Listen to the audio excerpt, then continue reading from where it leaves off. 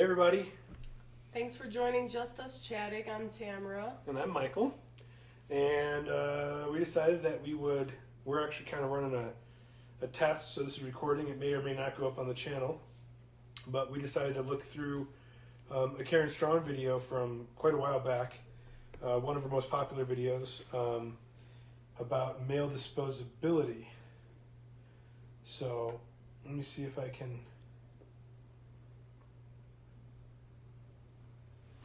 How does this thing work? How come I can't get there? There we go. Get out of the way. And then I can make this thing go on the browser. We can watch this together for now. So we'll go ahead and throw this to the beginning.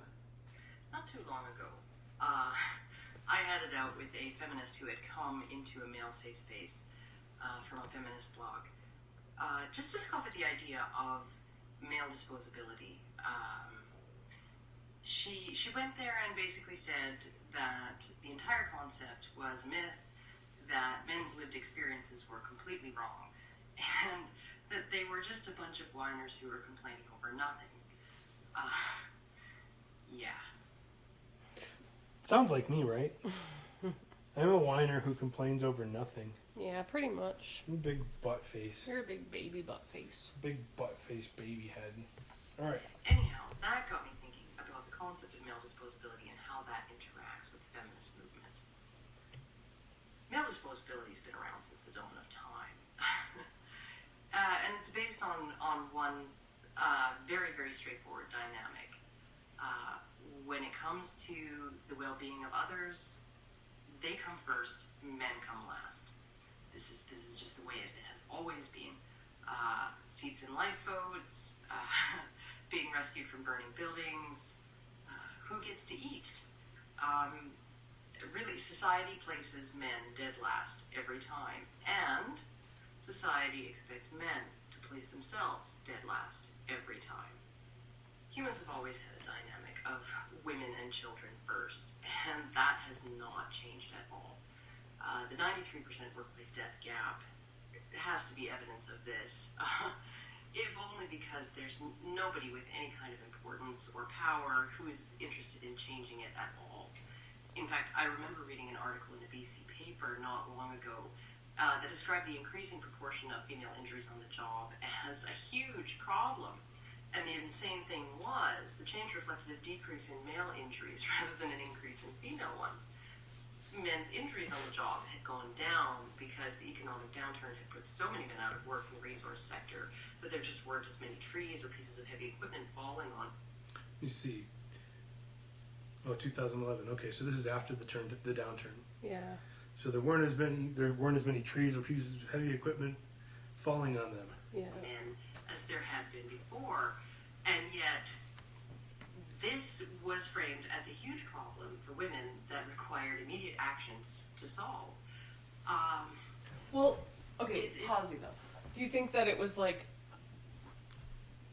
willful ignorance? I mean, it might have just been a faulty way of measuring like statistics. Well, no, I think probably what happened was something like, the comparison between the rate at which women were, like, somebody was probably looking at the rate that men were being killed or injured on the job versus the rate that women were being killed or injured on the job, and seeing that, that there was it looked like, because when you look at, it's like, okay, like 93% and 7%, right? And then, like, the numbers start coming way down, then the comparison looks a lot more even. And when you look at the comparison, it looks like, oh my God, there's been this huge increase in the number of, it looks like there's been an increase in the rate that women are dying by comparison. Right. That's not what happened. Yeah. Obviously, like you look at it like as a percentage. If you start looking at it as a percentage, like, the percentage of men versus women that are killed at work, right? And then what you start to see is, oh my God, like now it's like, 9% or 10% instead of 7%. It's like, whoa, holy crap, it's gone up like 3% in the last year. This is a big deal. Yeah. right? But really, it's just that the men. It's just that men weren't getting crushed and Right. killed because they were all laid off. Right. Right. So the number of women dying in these in workplace place accidents is It's not increasing. steady, but wasn't increasing. Yeah. The number of men working in logging and mining and stuff that were getting killed in really dangerous jobs was decreasing, and so the percentage looked like it was increasing for women, and so that's the only way that say all of a sudden it's like, whoa, hold on a second, we've got like this these dangerous thing happening because more women are dying now, and it's not the case, but or it wasn't the case, but it looked like that, and so it was a big deal. It's just crazy.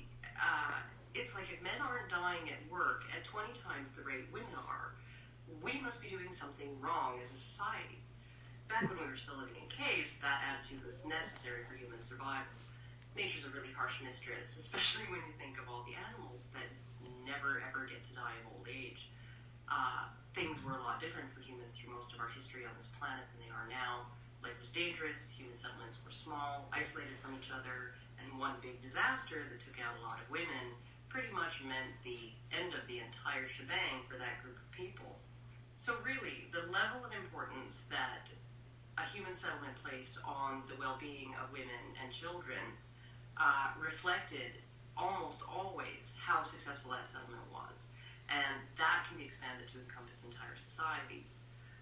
I keep hearing from the feminist camp that femaleness has always really been undervalued by society and that maleness is preferred. But I've always contended that it's the exact opposite. The feminine is intrinsically and individually valuable, simply because females are the limiting factor in reproduction of any species. When it comes to producing babies, every woman counts, whereas biologically, one very happy man could probably do the work of hundreds in that regard. So the level of instinctive importance we humans place on the safety and provision of women and their children, it's one of the main reasons why we've been able to be so successful that we've come to really dominate this planet. And while I will concede that this drive to keep women safe from all harm has often resulted in extreme limits being placed on women's mobility, their agency, their power of decision to direct their own lives, all through history in many cultures, and in many cultures even today, I think it's telling that those cultures tend to be the most backward. When you consider the restrictions placed on women in places like Afghanistan, and then you consider that if we bombed them into the Stone Age, it would be progress, I think you can conclude that the most successful societies had a So I don't agree with her on that. Yeah, I was wondering about that. It's I think she's evolved on this since 2011 when she first published this film. She's got I don't know, but it's I think probably she has. She more recently I've heard her talking about stuff, and she has talked about what Muslim culture is like with people, Muslims from Lebanon. Yeah, she's had friends. She's got friends now. She's been asking about what are the gender relations like in the Muslim world. So I think she may have a different opinion on that, but in any case, I just wanted to stop and say that that's not true. Obviously, it's definitely hyperbole Although at the very best. they were doing a lot better, like in the 70s, weren't they? Yeah, that's the thing. Is then we went in and bombed them. Right. So Right. like, not necessarily in the 70s, but Right. we fomented. We were involved in fomenting Al Qaeda. Like Right. we financed Osama bin Laden. We financed Before they did 9/11 and all right. that. We financed them to help us and gave them weapons fight and stuff. to help us Right. fight Russian influence in Afghanistan and in the Middle East. So it was we financed that. But and then there was the wars and all that too. So Right. and obviously what happened is not good over there. Although So anyway, that sentiment is wrong, and Well, she might think differently now. Yeah. It's been like 8 years. for developmental reasons, right? It's like if we, even if you take like a kind of strongman dictatorship, and you bomb it back to the Stone Age, you get sectarian, tribalistic warlords going Right. on, and that's worse. It's not Right. better. So, Yeah. when even a power structure that may look extremely brutal to us in the modern West is preferable to the sectarian violence that brutal power structure is holding together and preventing from overflowing into just Mass chaos radical and radical anarchy. bloodshed and anarchy. Yeah. So Yeah. so that's something that needs to kind of be said there. But anyway, I'm just going to kind of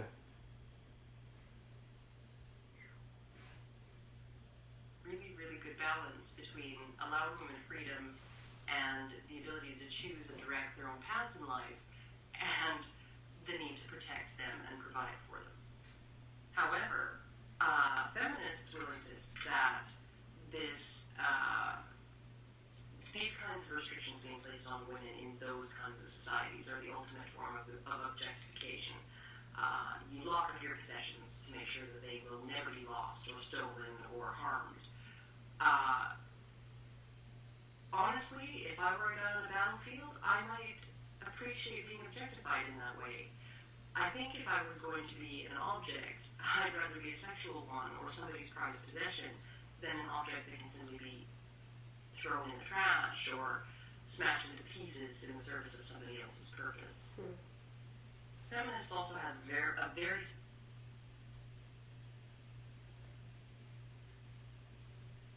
Sounds fairly reasonable. yeah.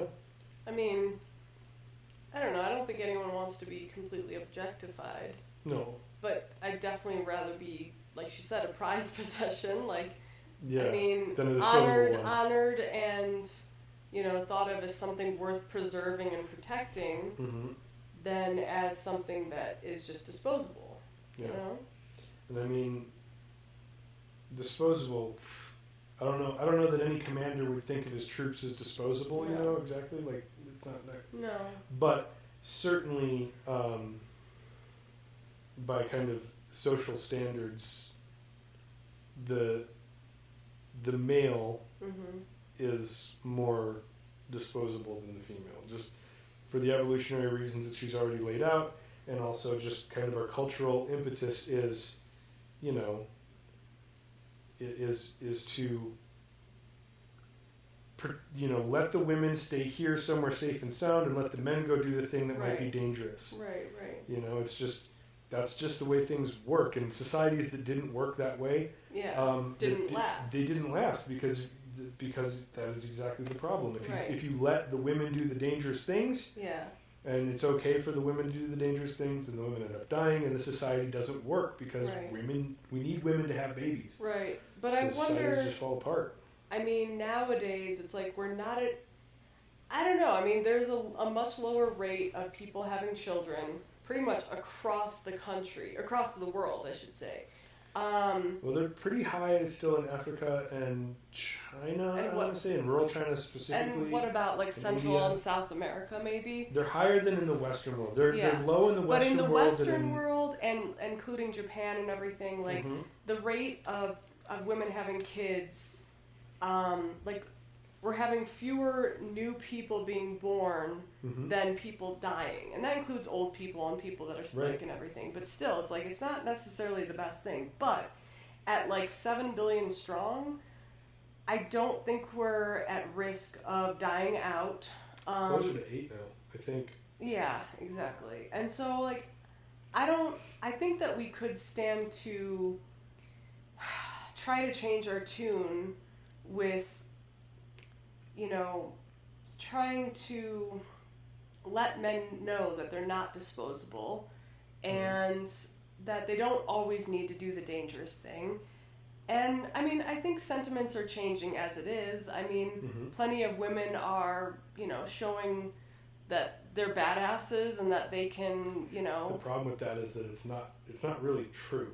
well, I mean, with a gun, though, I mean, a woman could be a force Okay. to reckon with so if so she they knows just how to use it. recently they were doing they're doing war games. And, I don't remember what it was the Army or the Marines, but I think it was either the Army or the Marines. They were doing war games, and they were doing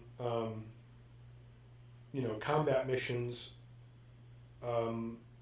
with mixed regiments versus all male regiments, and the mixed regiments almost without fail are not doing so well. They're more disorganized, and they're just not able to get it together because men care too much about the women. Right.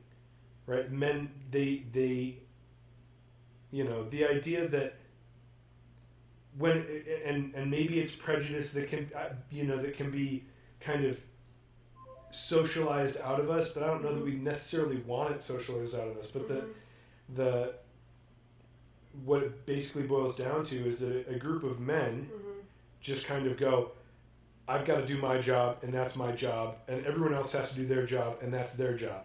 But a group of men and women, the men kind of go, I have to do my job, and that's my job, and is she doing okay? Yeah. And there's just there's weird amounts of hesitation and just... It is different. It's different. But I mean, as we've seen in like war movies or series that actually are showing, Band of Brothers. Yeah, Band of Brothers is like a perfect example. Or like recently we watched Black Hawk Down, and that was based on real events. The men, I suppose it's kind of like you work together as a team effort. You're not so much worried about each other, but there is a shared sense of kind of like we're all going to make it through. We're all going to do our best to watch each other's back.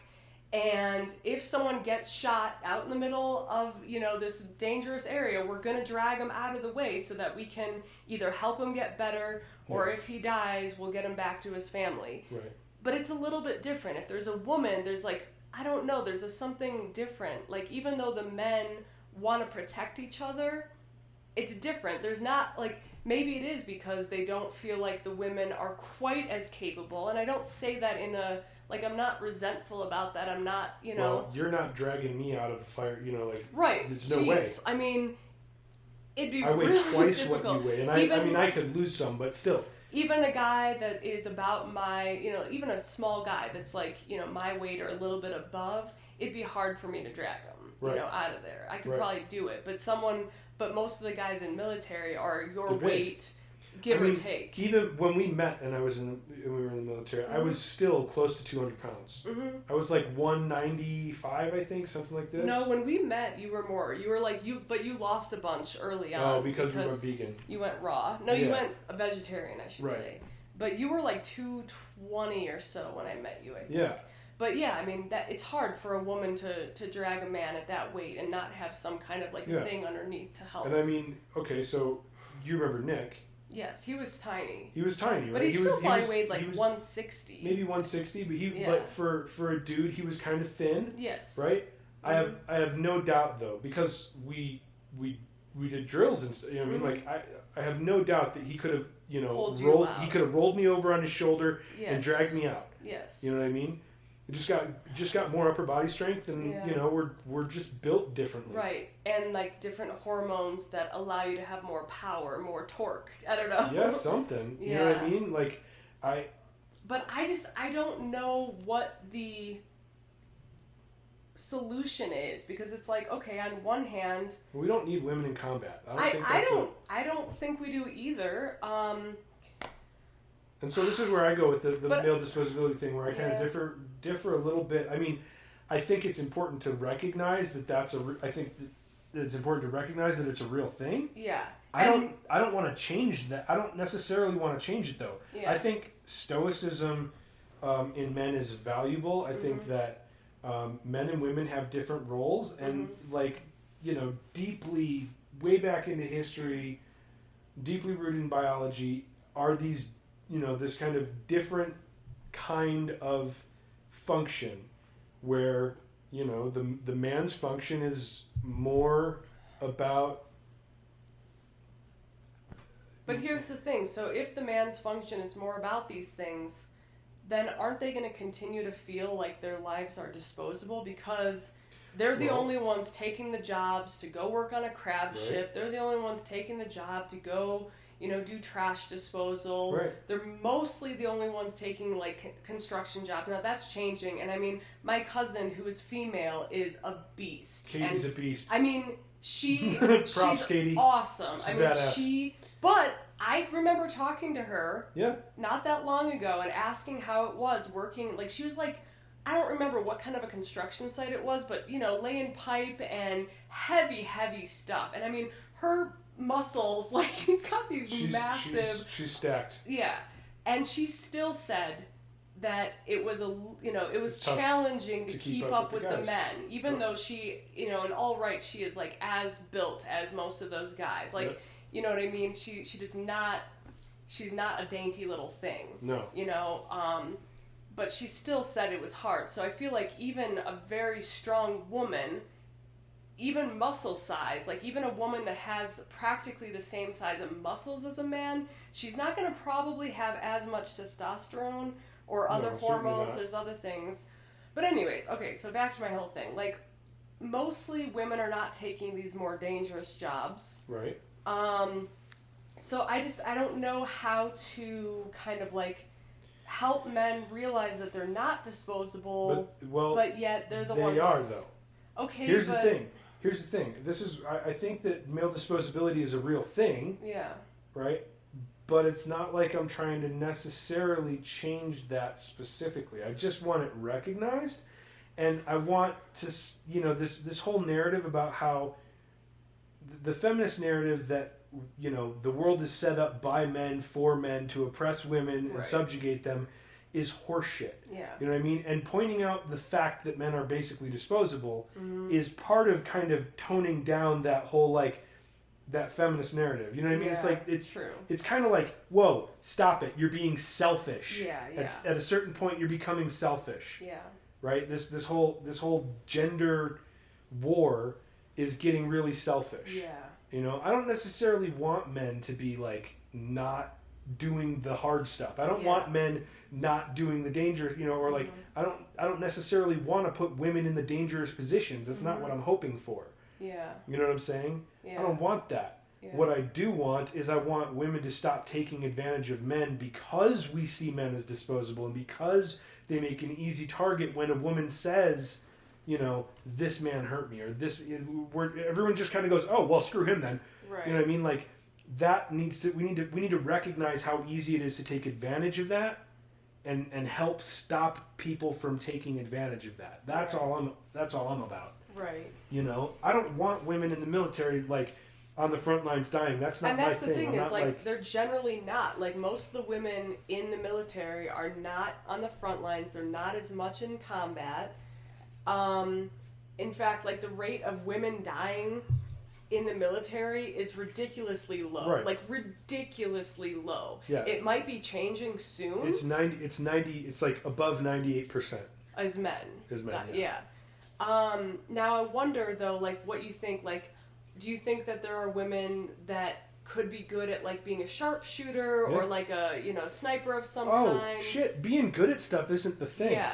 It's not really just even more being that good their at stuff. presence kind of elicits a certain protective vibe from the men that can affect the way that they're working as a unit. Yep, it affects the other thing is unit the cohesion. sexual dynamic, the sexual dynamic. tension. Mhm. When, there's like 2 women to like 50 men, there's Yep. a sexual tension there, and there's a sexual competition that Yep. goes on. Whether the women want to have Right. sex with any of the guys or not, Right. there's a certain competition amongst the men that's like, hey, that doesn't need to be there. We're in combat. We're in war. Right. We need you guys to be on your Right. game Right. and not thinking about whether That's- or not that's a this big- other soldier is going to have sex with you. Right. And I mean, like, everyone's, well, then, maybe they should just be more professional. It's like, okay, again, you're being selfish. And you're being naive. It's if you naive think and that it's selfish. people staying in a different country or just even living on the same base as each other, I mean, you're naive if you think that sexual tension is not going to exist. Right. Well, when there's mixed one, it's definitely going to genders. exist. So that's naive. It's naive if you think that's just going to go away. But Yeah. if you aren't naive, Yeah. right? And you think, okay, no, we know that's true, but it's because men are pigs and they should just be more professional, and you're going that route with it, then it goes back to that whole like male disposability thing. Yeah. It's where it's like, okay, suddenly it's like it's becoming selfish. Yeah. It's like, whoa. You're willing to put people's lives on the line because women can do anything men can do? Right? And so it's like you don't really care about whether or not people end up dying because of the dynamics that are probable. Right. Right? Whether or not it's probable that these dynamics will arise. It's and like, you're just okay with it's that? like, yes, of course, you would hope that they'd be professional, but when you're in a combat situation... Seriously, that's another thing. There's different kind of emotions and hormones High that stress? arise. High stress. I'm sorry, but people If you act put men and differently. women together Yeah. in a situation and they survive it together, like they're more combat, likely, they're more likely to have like There's- this shared sense of bonding. And so if you're of the opposite sex and you like the opposite sex, that's kind of it's a turn on or an aphrodisiac in a certain way, or there's some kind of a connection that is formed through that tension, through that stress. And when it's formed between men, it's a different kind of thing. There's like a bond of brotherhood. You know, there's the band of brothers. Yes. They talk about it, brothers in arms, this kind of thing. This bond that forms through being in combat, and relying on each other and seeing the same kinds of atrocities that nobody, that most people can't fathom. And just atrocities. I shouldn't say it's atrocities is a loaded word, but when I think about, seeing somebody's brains blown out, and you have to just run past them, that's atrocious in a way. So in any case, that there's a bond that forms between men in that situation. If that kind of bond forms between a man and a woman, it's the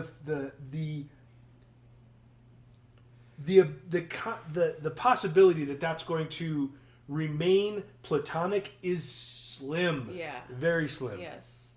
It's you see it in movies all the time. It's a trope, right? Like it's part of our it's part of our a culture. guy saves a woman and they then come out the end of some thing and they're finally safe and they just like look at each other and start making out.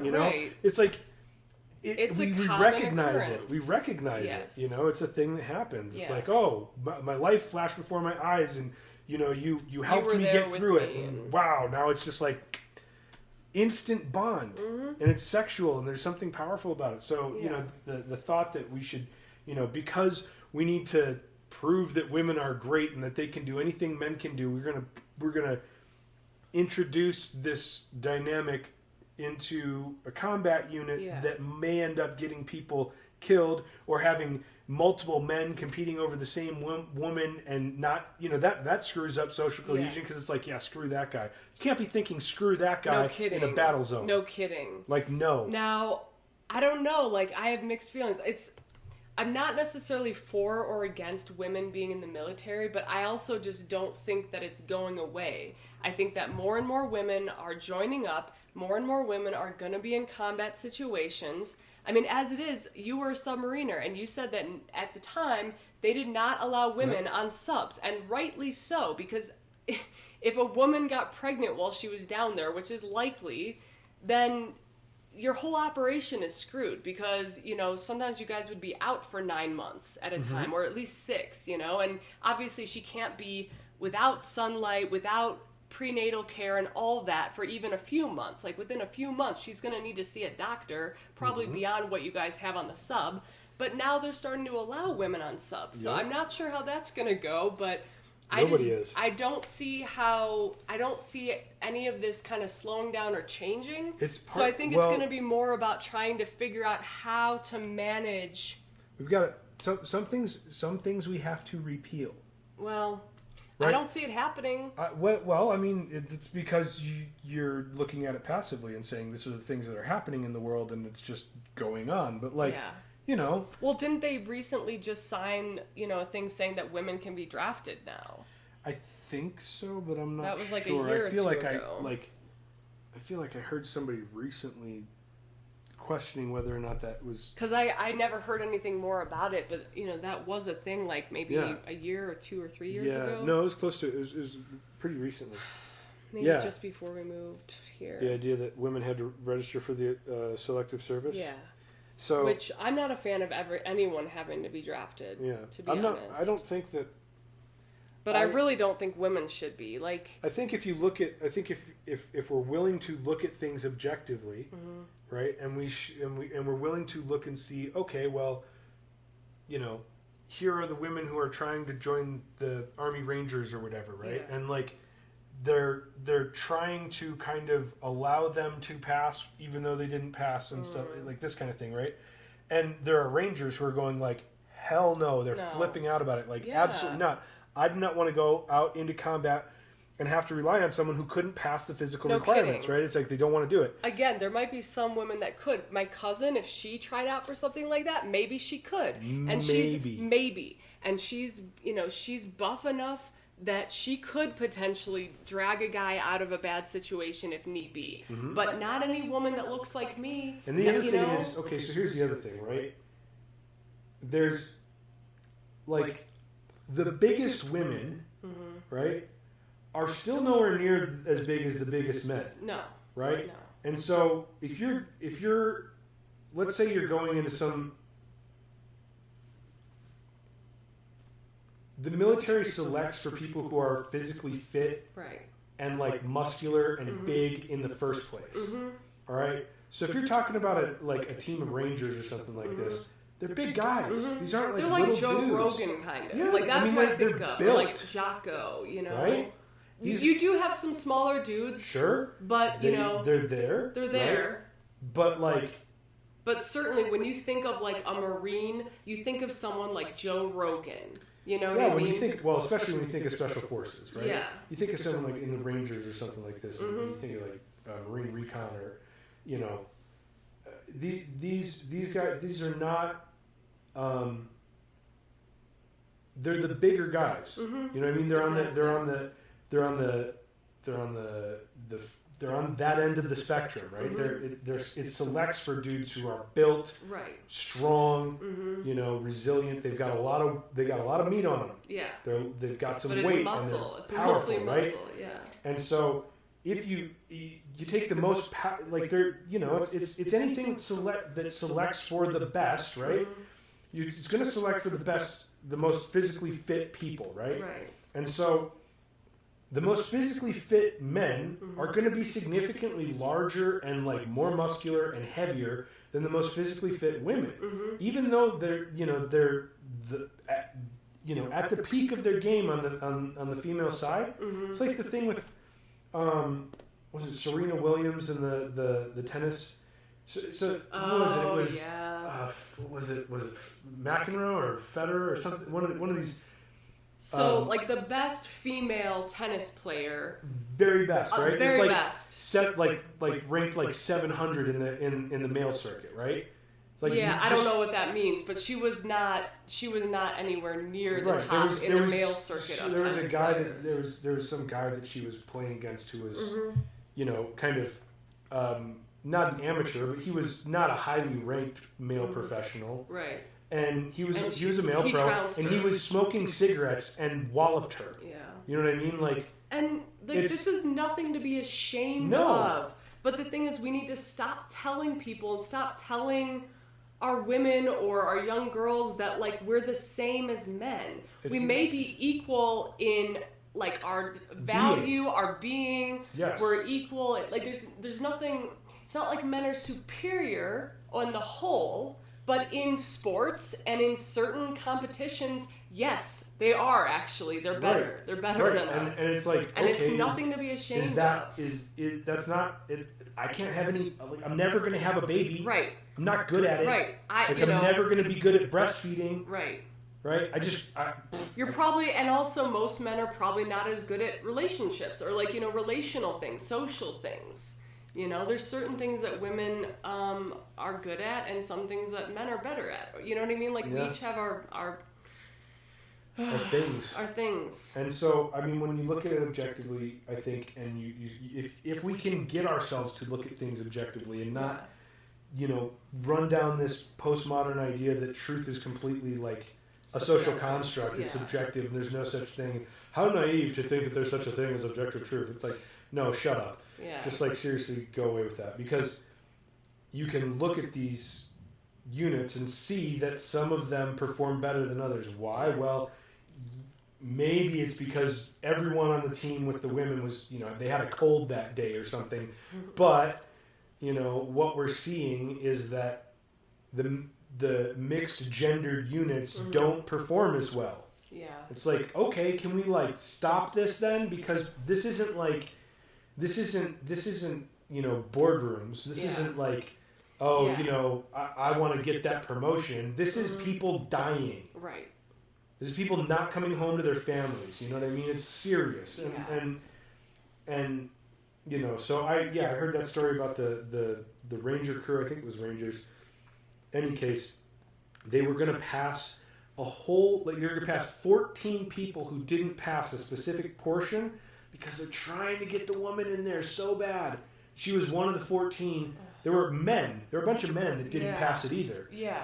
And there was one or two women in the group, and they were like, all right, we're just going to let everyone go past this. We're just going to push everyone beyond this who failed. And it was like, we're not going to do it just for the women because that would be just for the women. We're going to do it for everyone. It's like, no. Stop lowering standards. No kidding. No. It's really not good. I mean, if you want to lower standards of the American military, go ahead. But if you'd like us to remain at the top, because we're pretty at the top with our military. We do a lot of spending, we do a lot of training, and we've got some elite groups of men that are kick ass and are perfect when you've got some kind of a tragedy. Like a tsunami over in Thailand, and we send our SEALs or whoever it is that goes to rescue these people from these massive waves, or these, you know what I mean? You've got people who were the captain who was captured by Somali pirates,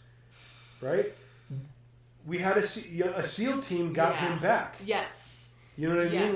Exactly. Do you want those people to not be the best? Right. It's no. The best.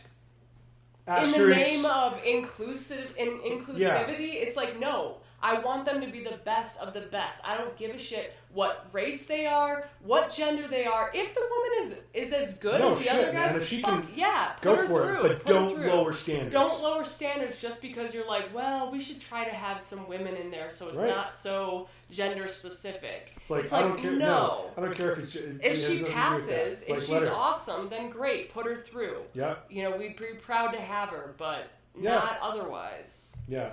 So certainly not lowering standards. I still think even though I still think if a woman, it's too much. Seriously, you put a woman in a SEAL team. It's again, there's the whole sexual dynamic. That's also a problem. Cohesive kind of bonding of men who are there for a specific job. Platonic. I mean, not to say that there might not be gay guys occasionally, but who knows?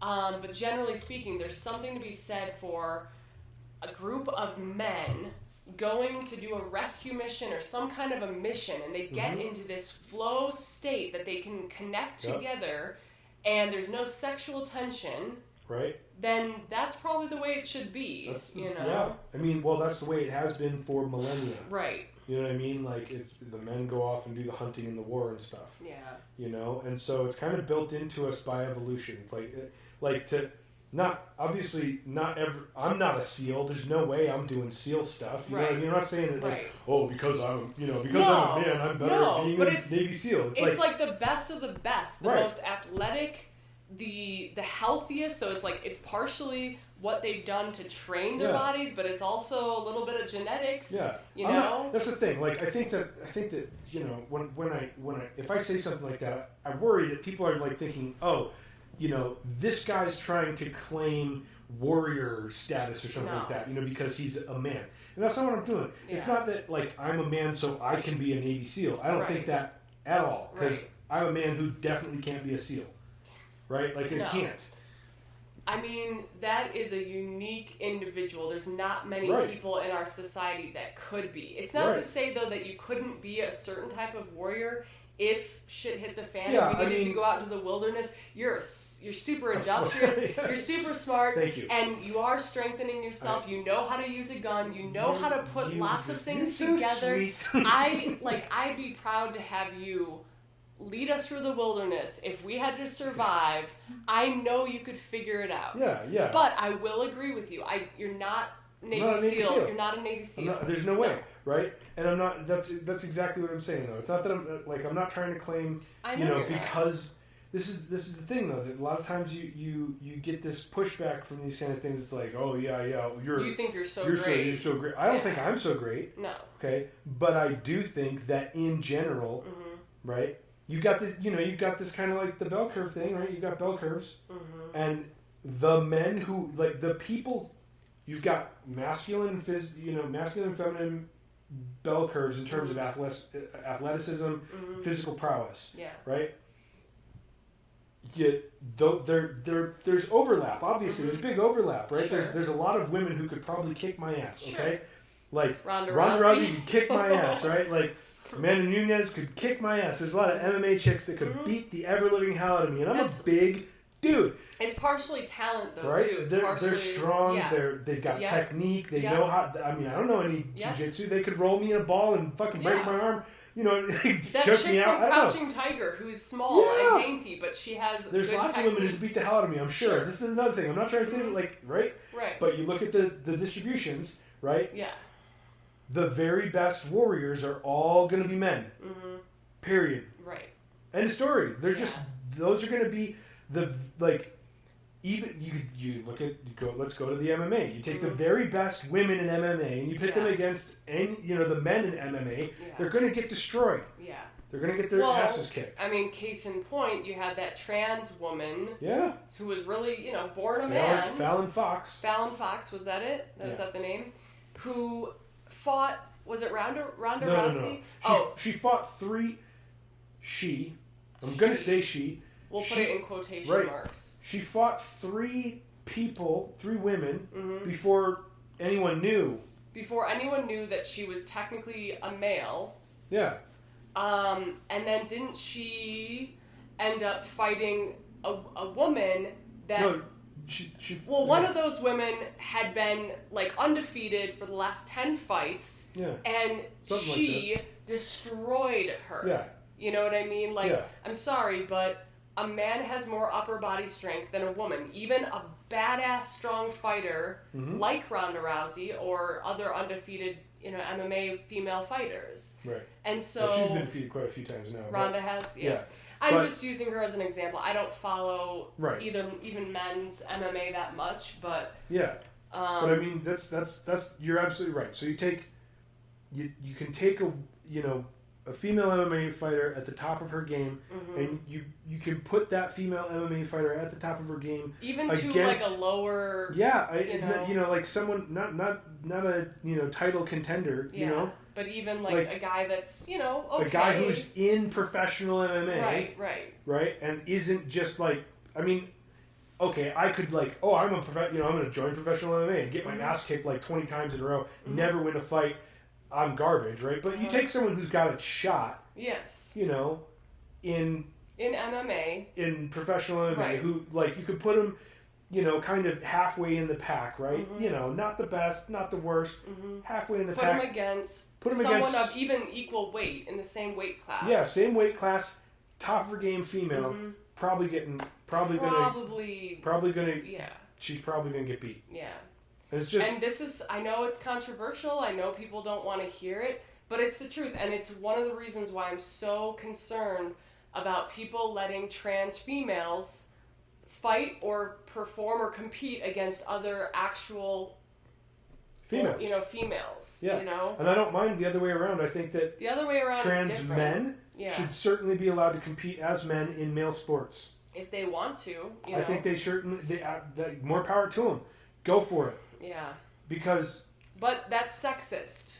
If we allow the trans men it's not this fight, is the thing. It's not all equal. No, it's not. But that's the problem is so many people want it to be, And so they'd say, like, well, if you're going to allow trans men fight against other men, then why can't we have trans women fight against women? Because for the same reason you don't have men fight against women. Right. I You know, just don't but have they it. don't, And somehow so- they don't agree with that. They think I know, it's it's sexist, silly. they think It's- it's bad. But, you know what, we're probably going to have to see some more kind of tragedies and some things go on before we realize that it's not a good thing Yeah. to allow. Well, I mean, apparently the Olympic Committee, the international, the Olympic Committee is okay with trans now, and so we're gonna have see trans the evidence. female, weightlifters and this kind of stuff breaking records Jesus. in women's sports. There's gonna be breaking records. So when's the next Olympics? Do you know? I think it's in 2020. So that should be an interesting one to watch. I don't really care to watch the Olympics. I'm not one that's ever been that excited about it, but this year might have to check it out. And International virtue signaling. Yeah. We're gonna have trans people, and and this you is know the what? thing. And it's frustrating for the women who are has to natural be. born, who It's they've like trained so hard for Right. however many years, and now they're going to allow a man, a naturally born man, parading as a woman, to come in and steal their thunder. Is basically what's going to happen. I have to to be completely honest with you. This is a situation where I just don't care about their desires. The You know what I mean? trans Yeah, females, it's like- I mean, yeah, If a trans man wants to compete against men, yeah, more power to him. yeah. Good for him. I'm not going to Yeah. misgender him. Fine. But at the same time, More don't power you to think them. it'd be good to just not allow trans people in general No, to... and it's because I do it's the whole punching up thing, right? It's like I think that a trans man, right?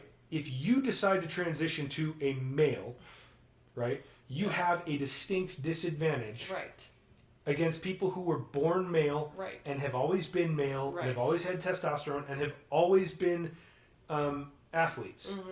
Right? Yeah. They've been training their whole lives Yeah. as men, and then Yeah. you in your teens decide to become a man, and you start taking testosterone, you build up, right?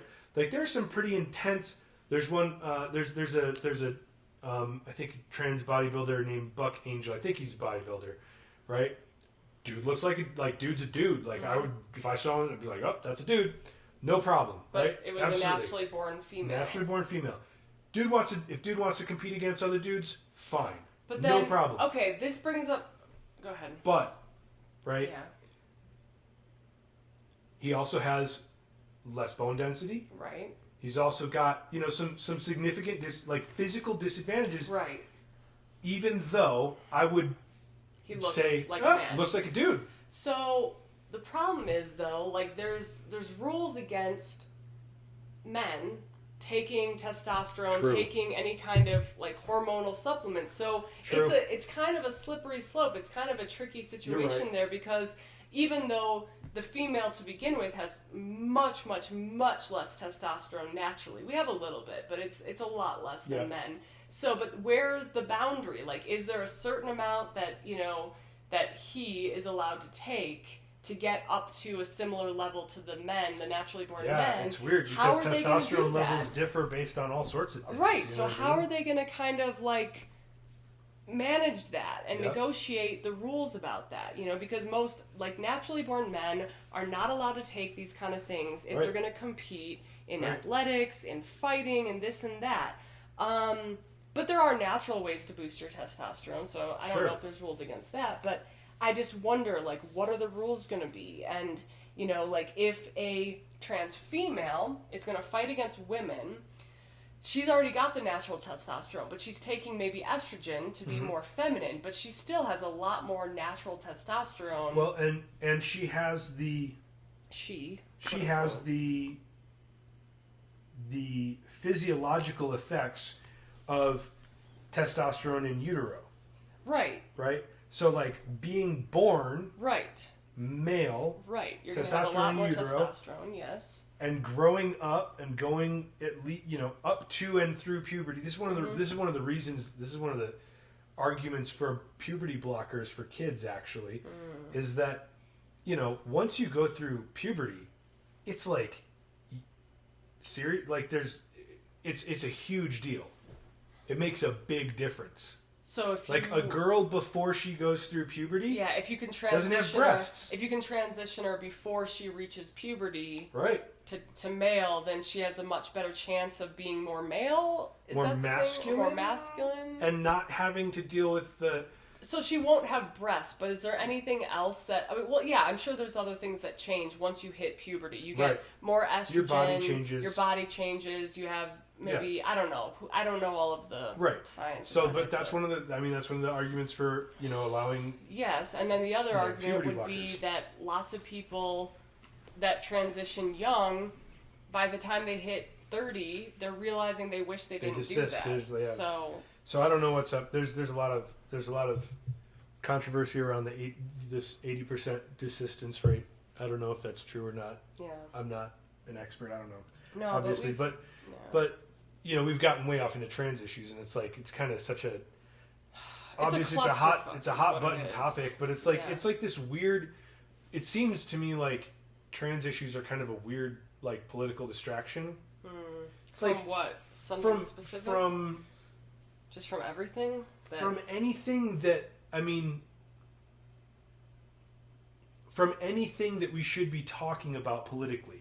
Yeah. Because, quite frankly, like, politics, especially at the federal level, should be about things that affect at least 300 million of the 330 million people who live here. You know what I'm saying? Like, there's it should be we should be talking about things that are seriously important to a huge number of people. Yeah, well, this might become a major issue, and this might start to affect a huge number of individuals if our language changes, if they decide to start making us use different languaging to suit different people's desires. If we start putting policy into place, if we start well, that's what I'm saying. Like, so it is becoming a bigger issue.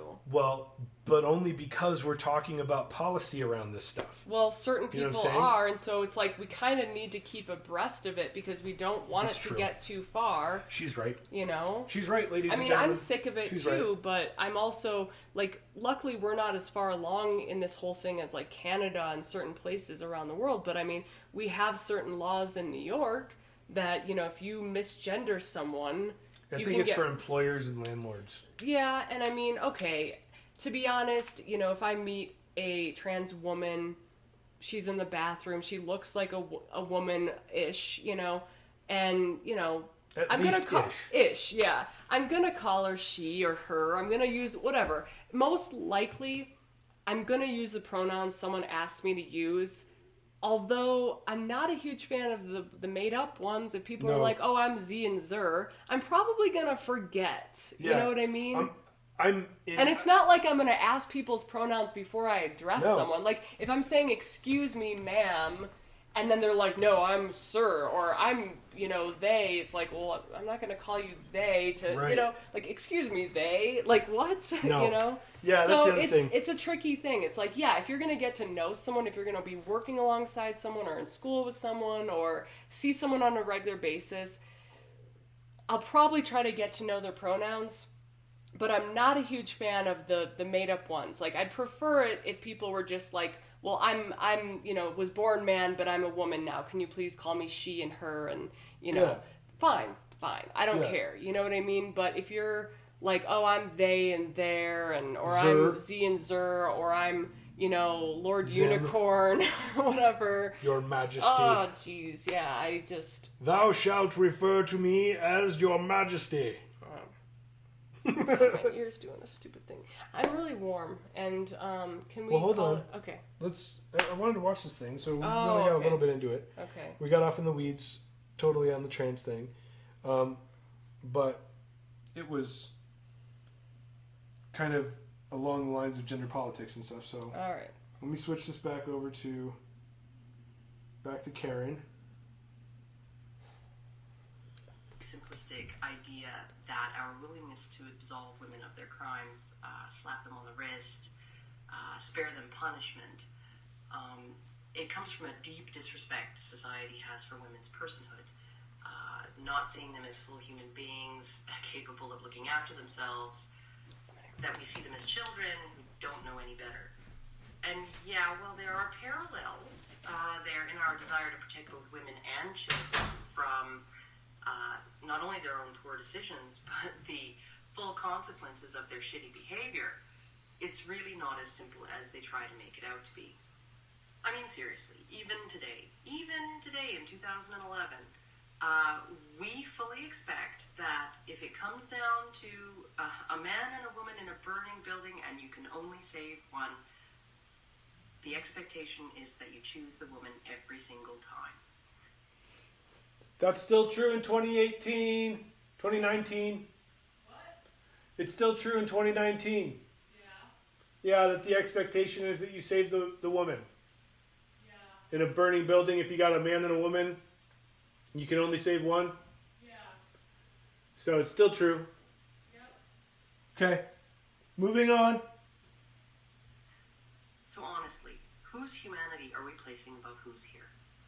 We're not talking about going to work. We're not talking about getting an education. We're not talking about having the freedom to decide what you want to be in life. And we're not talking about getting to take Taekwondo. We're talking seats in lifeboats here. The person in the lifeboat is going to survive no matter how capable or incapable they are of managing their own life. And the person going down with the ship is going to die no matter how independent, self-sufficient, and awesome he is. That's the equation. One life more valuable than another. And the woman wins every time. So honestly, is there any argument anywhere that women's humanity has always been held in higher regard by society than men's? To be important to society, a woman merely has to be. A man has to do in order for his life to have any meaning to anyone other than himself.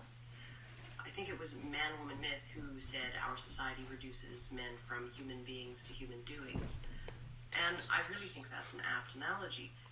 We measure a man's worthiness to wear the title of man, and therefore the title of human, through how useful he is, either to society or to women. And one of the most useful things a man can do, even now in the eyes of society, is to put women and children before himself. And while I think there's plenty of argument that this attitude is at least partly innate, the way most survival traits are, even collective ones, if it starts in the chromosomes, we really do everything that we can as a society to reinforce this dynamic. Studies have shown that even though baby boys tend to cry and fuss more than baby girls, parents are quicker to attend to or console a baby girl than they are a baby boy. Even just the level of acceptance of infant male circumcision in our culture, when female genital mutilation was banned pretty much the first afternoon we all heard it existed, it really says a lot about the differing expectations we have for males and females. This is something I kind of learned from listening to her and a little bit of research online. Did you know that circumcision in the United States was popularized by the guy who created cornflakes, Kellogg? Circumcision? Yeah. Is he Jewish? I thought it was a Jewish thing. Well, no, I think he was a pretty fundamentalist Christian. Like, I thought it was something that rabbis It recommended. is it's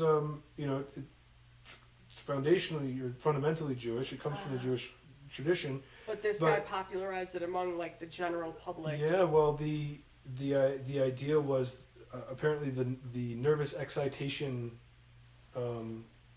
theory of disease. Mm-hmm. Basically the idea that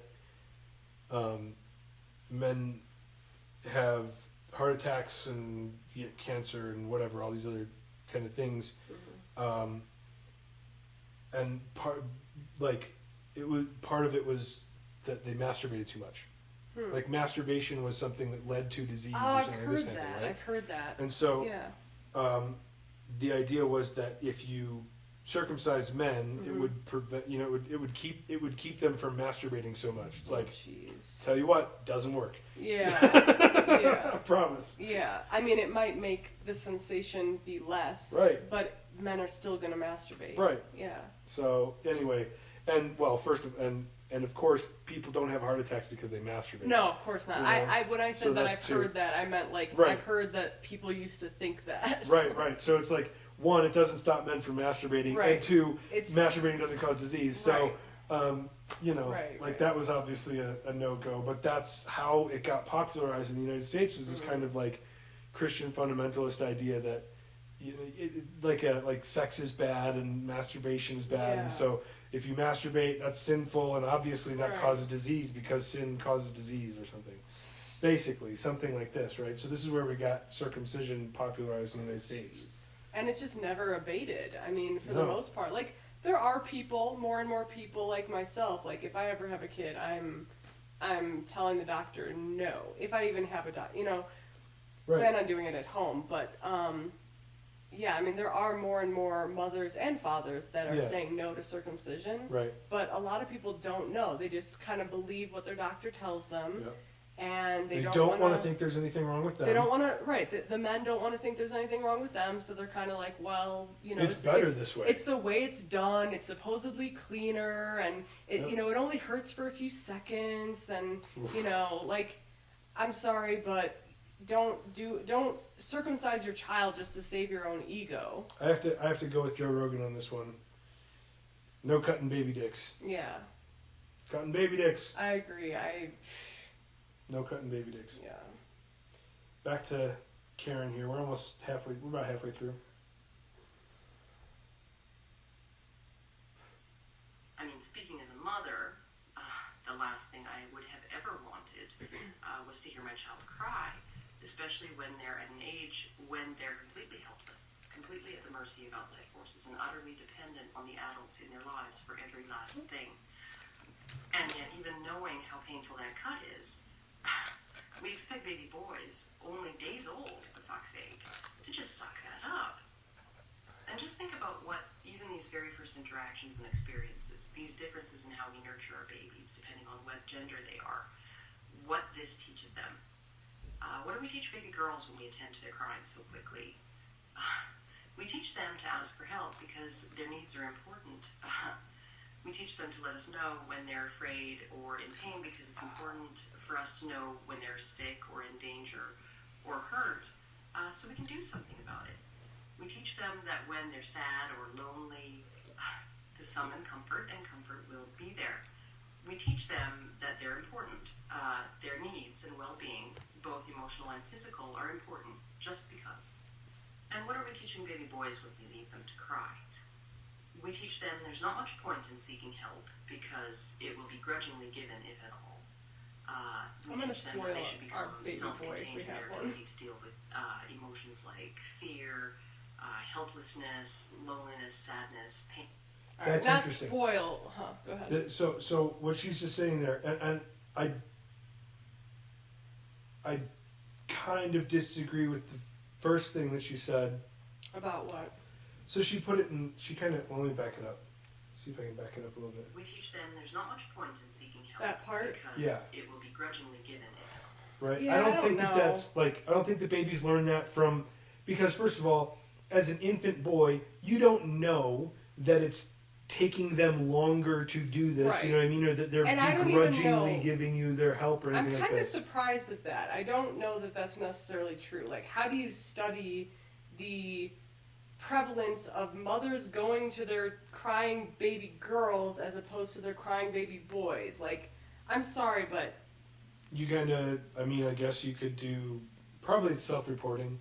it could be. But wouldn't women mostly report that? Oh yeah, both of my children were as just. Well, it as depends on important." what you're on like whether or not they know they're being studied for that specifically. You know what I mean? Like if you I just say, don't oh, know. like let's keep journals about like a bunch of different people who keep journals about these various things. How often do you feed them? How Yeah. from the time that they start crying, how long do you wait to pick them up? This as one of the number of variables. You know. Yeah. And you There's just do also aren't there meta-analysis of it studies or that something like baby this. boys are a little bit fussier than baby girls? Yeah. So maybe there's different schools of thought on how and when you should pick a child up. I mean, Mhm. if you're trying to get a baby to go down to sleep, there's been schools of thought that say, like, let them cry for a little bit. If they're, if they're still crying, I'm making up a number, but, like, if they're still crying after 10 minutes, go and get them. But generally speaking, there's a certain amount of time that you should let them fuss for, because they will cry themselves to sleep. I mean, my parents did it to me when I had to take naps, even at, like, 4 or 5 Which years is old. why you're awesome. Well, I don't know, but there's different schools of thought, and Right. If baby boys are fussier on average than baby girls, then maybe there's a little bit of a kind of like, okay, we're gonna let him kind of cry himself to sleep a little bit more. Well, because they're more annoying. It's like, oh, again, forget it. I don't know. You know, I mean, I'm just possibly. offering up Right. ideas. There's all sorts of Because ways. to me, I can't imagine like not caring if my baby boy is I don't think upset. that that's what it is. I think that what if that set is true, and I don't necessarily doubt it. Mhm. I think it's more along the lines of if that set is true, and I don't necessarily doubt it. I think it's more along the lines of people think, he's a tough baby boy. He can deal with it. You know what I mean? Yeah, And kinda especially like, maybe the father is like, yeah, you know what? Like, I want to toughen him up. Like, let's Right. start at an well, early age. even mothers, they think of they like there's we this think like of boys as tougher as than tougher. girls. We're Maybe. kind of like, oh yeah, he's a Maybe. tough little guy. He can I take don't it. know, This maybe. kind of thing. Yeah. And so we're proud of men for being tough. Yeah. Well, know? we have been historically. Historically, like, in it's not so recent much years, anymore. Right. But In recent years, there's like a weird contradiction over like, on one hand, it's toxic masculinity, but then yet when guys actually talk about their feelings and discuss something that has hurt them or bothered them, we're like, suck it up, buttercup, you know? So there's that, and then okay, let's just go to the Gillette ad for just a second. I was thinking Right? of that kind of. You've got expressions of positive masculinity are this dude coming out of a store just like literally puts his hands on another human and stops him like, no, whoa, not cool. Yeah. Right? That's assertive as fuck. That's pretty aggressive to like And he literally would've- put your hands on a stranger. Right. That's just kind of like out of the blue, like at the drop of a hat. I don't think we want that in men. I really don't think we want that kind of like hyper It's one thing, assertiveness. maybe you're with your buddy and you know, like, he's starting to whistle at a girl, which, whatever, that, like, come on, how often does that happen? I mean, we've all been whistled at, but is that really such a big deal? You know? I don't know. I don't So know either. anyway, what I was going to say is that I think her first point, where we're training boys that help will be begrudgingly given. I don't know that that's necessarily true. Her second point, however, Yeah, which I will go ahead and put back on, I think I do agree with more, and I'll stop and say why. okay. We teach them that they should become self-contained in their ability to deal with emotions like fear, helplessness, loneliness, sadness, pain, distress. So Well, there's that stoicism, right? right, and I think that in letting boys sit longer, we are inherently teaching them to be self-contained with those things. Yeah. We're inherently teaching them that it's okay to cry. Like, that's okay. Nothing really that bad is happening to you. Right, true. We're kind of like, we're kind of encouraging them to sit with that pain or that discomfort for a little bit and recognize that maybe that's okay. Yeah, but It's maybe not a big deal. we should do that with girls to a certain extent, too. Maybe we should. And maybe there's a fine balance that needs to be had, because it's like, you want to let your children know that you're there for them if they're hurting, if they need help, if they need something, if they're unhappy. It's okay to come to you and let them know, like the parents know, that you're hurting and that you need help, or that you need a shoulder to cry on, or whatever it is. Right. There's a fine balance. You don't want your kids, whether girls or boys, you don't want them to be total softies where like they can't deal with any kind of negative emotions. Like, we don't want a generation of snowflakes. Like, we want people that can learn how to deal with adversity and can learn how to deal with negative things happening in the world, because it's bound to happen. But you also want to let them know that you're there to support them. Again, whether it's a male or a female child. Sure. Like, I want to have a good balance. If I ever have kids, I want to have balanced children that, you know, they're okay with showing emotion, they're okay letting me know when they're hurting, but I'm also not going to necessarily like let them off the hook if there's something difficult they need to do in life. Right. You know, there's balance to be had. It's like you don't want them to be so emotionally stunted, or like you don't want them to think that no one's going to care for them if they're hurting. Right. But you also don't want them to be so reliant upon your kind of comfort and love that they can't even deal with life. Yeah, you know? no. And that's, at least Jonathan Haidt, that's kind of his hypothesis. Yeah. Is that Haidt the and Lukianoff, right? coddling of the American mind? Right. Their hypothesis is kind of that kids are,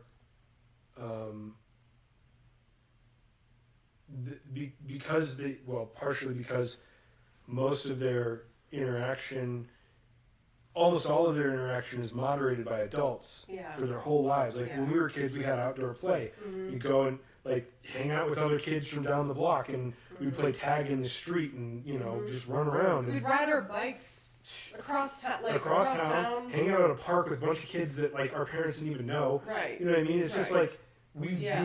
we were out We doing were things, free and we range had kids, to as they call it. we now. had to negotiate our own experiences. You know, Yeah. we got used to that. But today's kids, it's like everything's not allowed. scheduled, and there's Right. people so that nobody's ever alone, and you know somebody's responsible for the children at all times. And I'm not saying that that's completely wrong, It's bad. but it's not good. It's really not not. good, I mean, you're not because- teaching your kids to be self-sufficient. You're not teaching them to be assertive and to sense whether there's danger or people are having Right. best interest at heart. You're not teaching them to really like know how to live in the Well, world. you're teaching them to rely on authority. Right.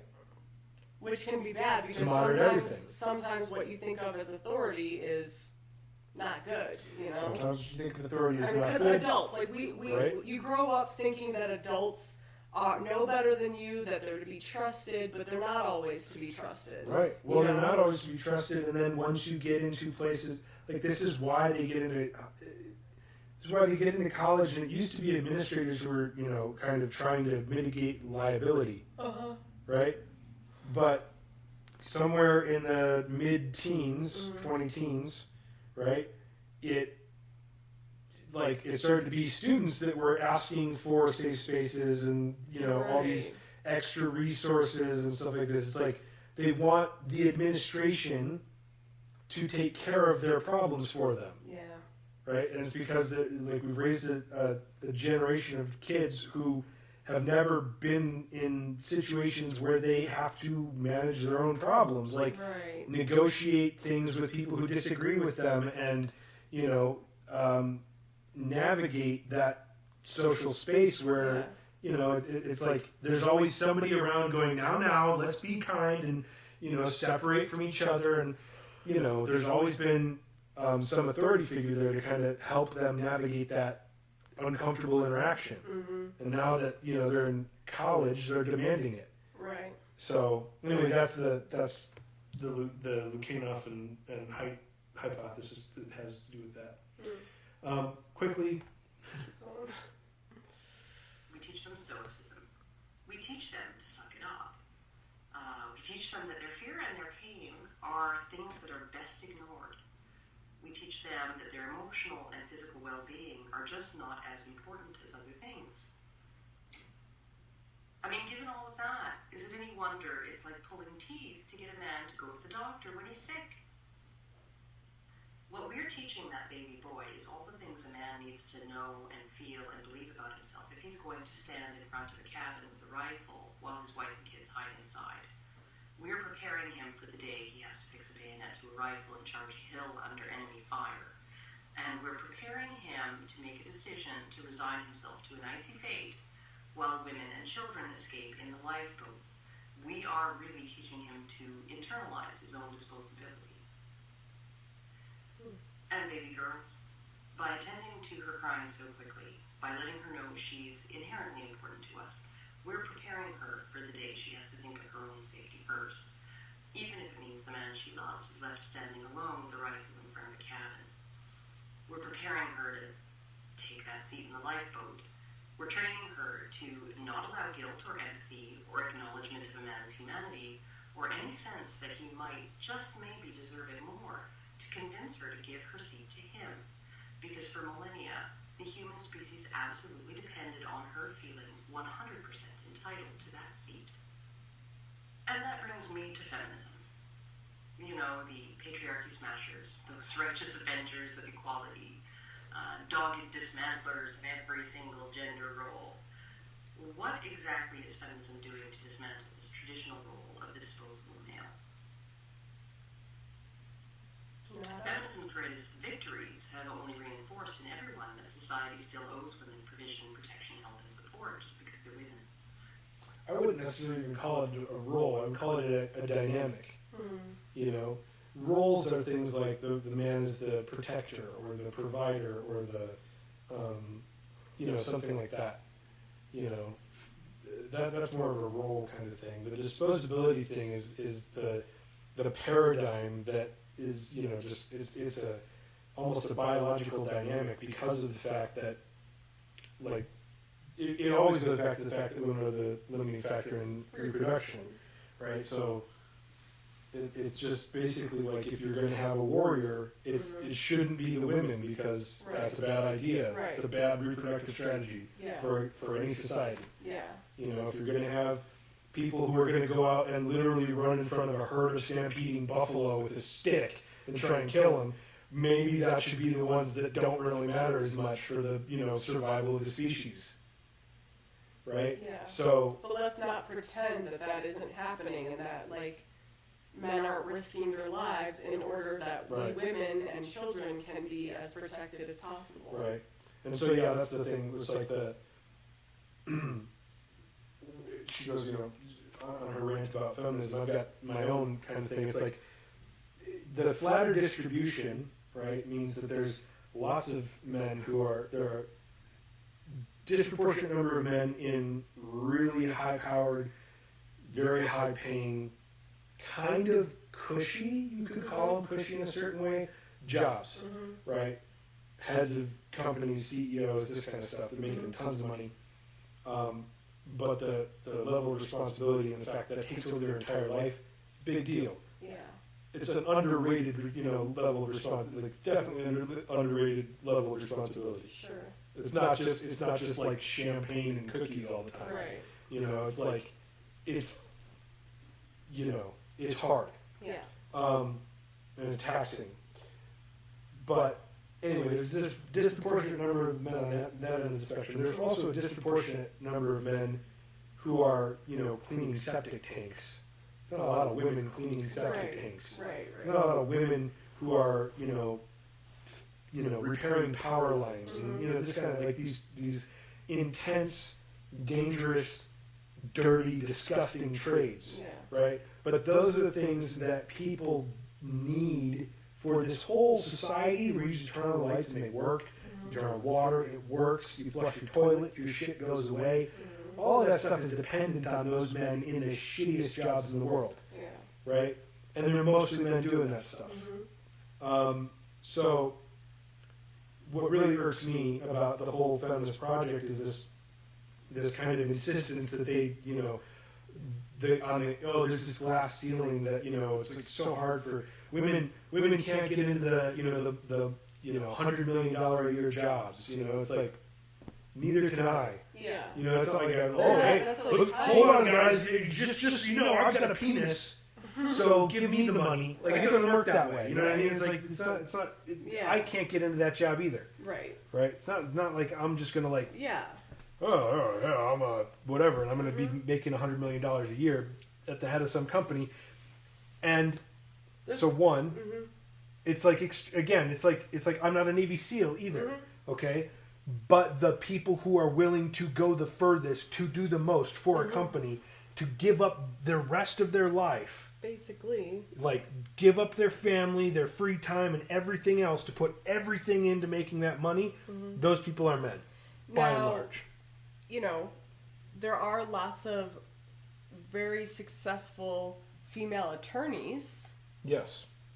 But, as we've seen, generally speaking, once they're reaching their mid 30s or, for like late 30s, they're realizing that the $300,000 a year that they're making, or whatever it is, somewhere around there, for working like 80 plus hours a week, not being able to really spend any time with their husband, Their family. if they've already had kids. But if they haven't had kids, they're kind of like, well, I'd kind of like to have kids, but I couldn't really do it with, working 80 hours a week. They're Right. starting to realize that, hey, you know what? Maybe that big of a paycheck is not worth it. Right. Maybe this career is like not as meaningful as having And children and fulfilling. raising them. You know what I Right. mean? Like Yeah. perhaps giving the gift of life and nurturing that gift and watching human beings grow and having a hand in how they grow is somehow more meaningful than just getting criminals off of death row, Right, something like right. this, or like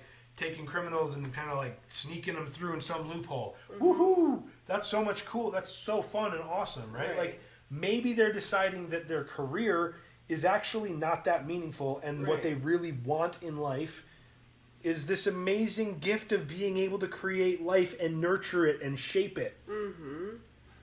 Maybe. Yeah. Maybe that's meaningful to some people, know? Yeah. And so maybe that's why women aren't staying in their, like extremely high-powered positions past their 30s. Right. Yeah. Maybe. I don't know. Maybe. Yeah. Yeah. Anyway, it goes, the stupidity. Let's keep watching because we need to make dinner soon. It's really late. All right. Go. In its collective dismissal and abandonment of male victims of domestic violence, it only reinforces in men that it's pointless for them to ask for help because men's needs are of no relevance, and the fear and pain don't mean anything to anyone. Feminism teaches us to put women's needs at the forefront of every single issue, political or social, whether that issue is domestic violence law, sexual assault law, institutional sexism, social safety net, education funding, homeless shelters, government funding for shovel-ready jobs that didn't stay shovel-ready once feminists got wind of them. Everywhere you look, there are feminists pushing their way to the front of the line, demanding women's fair share of all of the goodies, the good stuff, the loot, the booty, the cookies. Even if women don't need it, even if women don't deserve it, and even if somebody else needs it and deserves it more. And they get it, because we give it to them. Feminism has done nothing but exploit this dynamic of the expectation on men to put everybody else before themselves, especially women. Women's safety and support, women's well-being, and women's emotional needs always come first. This is the most stunning piece of society-wide manipulative psychology I think I have ever come across. Feminism has been on the down low with old-school chivalry right from the start, and they might seem like strange bedfellows for sure, but they're not, because both concepts are built on a firm foundation of female self-interest. We made our way as humans through a really harsh history, and we became the dominant force on this planet. And one of the reasons we were so successful is because I'm just kind of back this up to that, but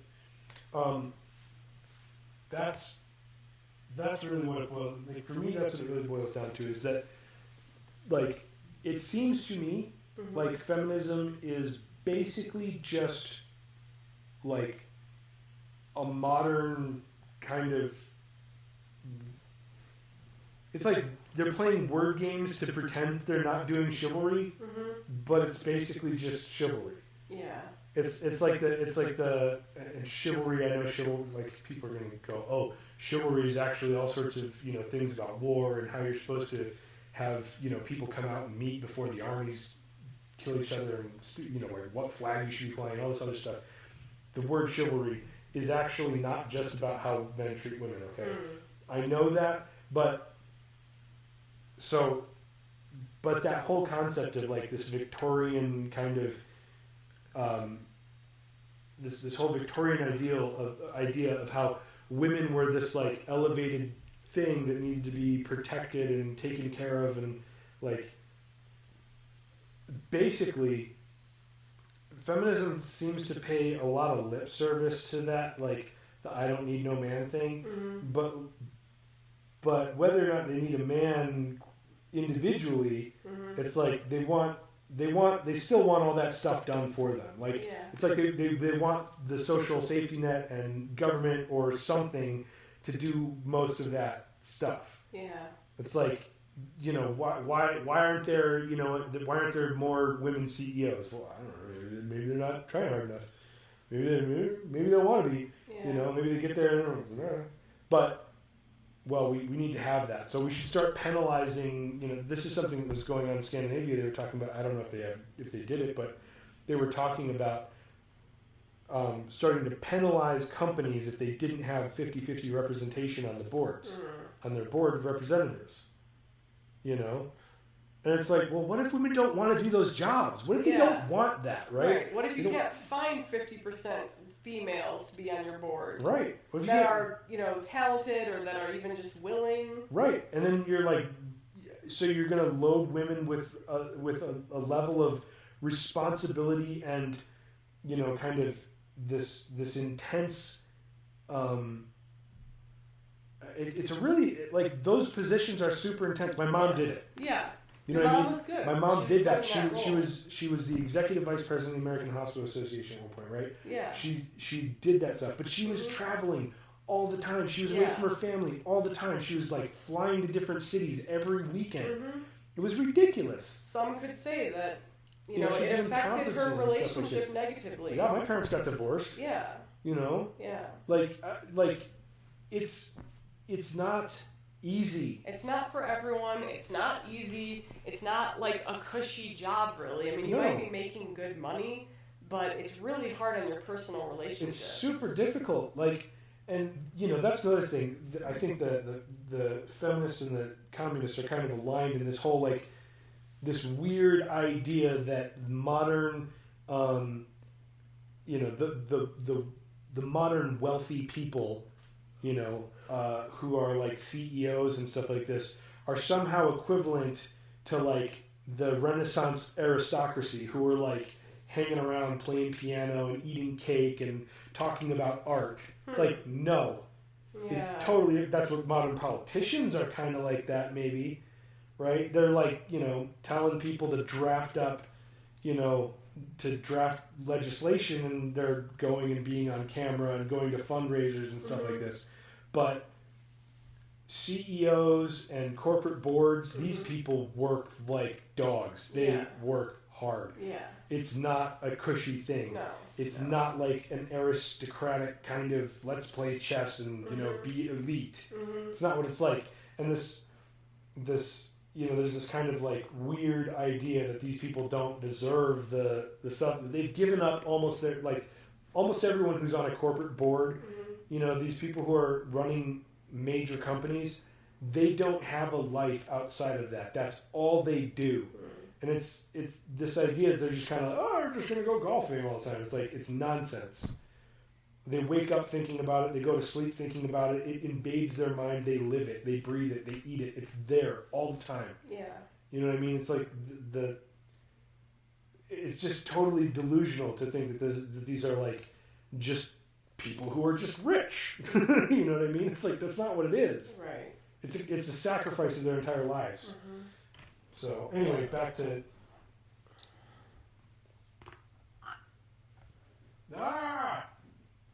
go. Because both concepts are built on a firm foundation of female self-interest. We made our way as humans through a really harsh history, and we became the dominant force on this planet. And one of the reasons we were so successful is because we have consistently put women's basic needs first: their need for safety, support, and provision. It was in humanity's best interest for women to be essentially self-interested and for men to be essentially self-sacrificing.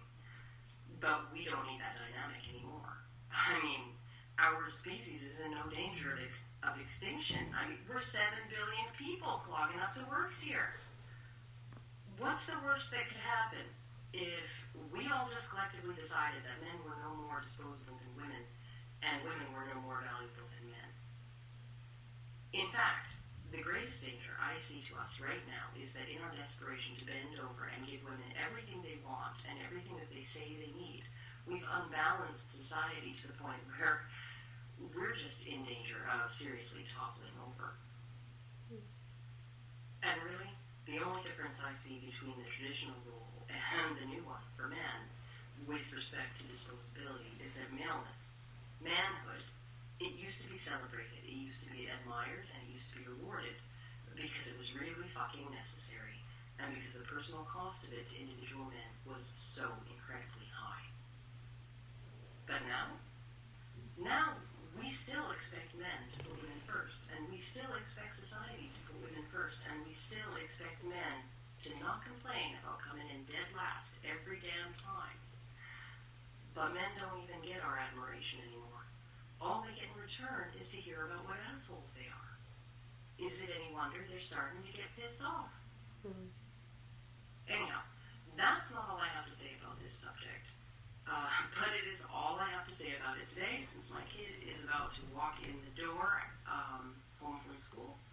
So I am going to sign off, and hopefully I will see you all again. For now, I'm Girl Right Sweat. Ciao. So, Cancel that. yeah. So that's Karen Straughan on male disposability and us talking about all sorts of other stuff, transgenderism and gender roles and women in the military and Yeah. all sorts of stuff. But Sorry if I was a little crazy. I've been drinking sake and I'm tired. I keep yawning. I'm so tired. I've been We drinking don't- too. Yeah, we don't normally do this at night, and we're doing a recording instead of live streaming because we're trying to test something. We want to see how our microphone's going to work out in our new configuration. But if you watch this, thanks for watching. You can subscribe to us on Facebook, on And YouTube, Twitter. like us on Facebook, Twitter, all that. At Just Us Chatting. And And add us on Twitter. yeah. And good night. Thanks for watching.